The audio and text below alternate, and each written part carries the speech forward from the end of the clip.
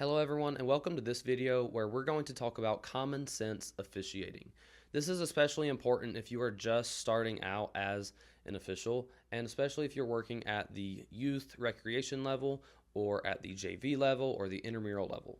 So the lowest levels of officiating, this is a really important concept. Now, if you're just starting out, you may think that as an official, you have to be perfect and call everything by the rule book. And while this is partly true, you also need to have some common sense when you are officiating. I'll give you an example.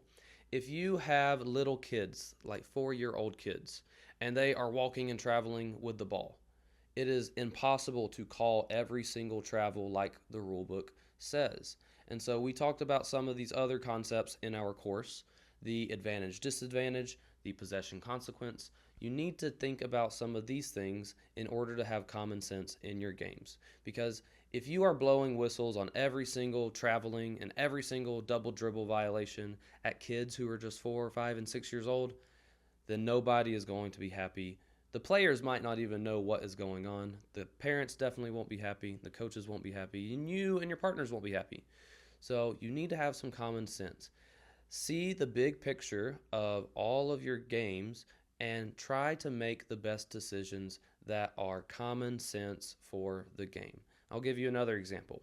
If you have a team that is losing by 25 points and there is 2 minutes left in the game, there's a very, very high probability that that team is not going to win the game. And so you can be more lenient with that team and let them get away with some minor marginal infractions that if it was a close game, maybe you wouldn't let those things go.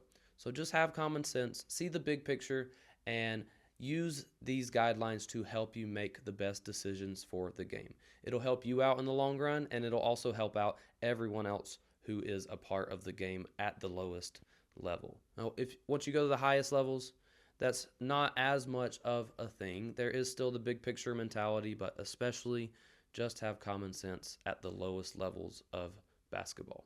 Hope this helps. We'll see you in the next video.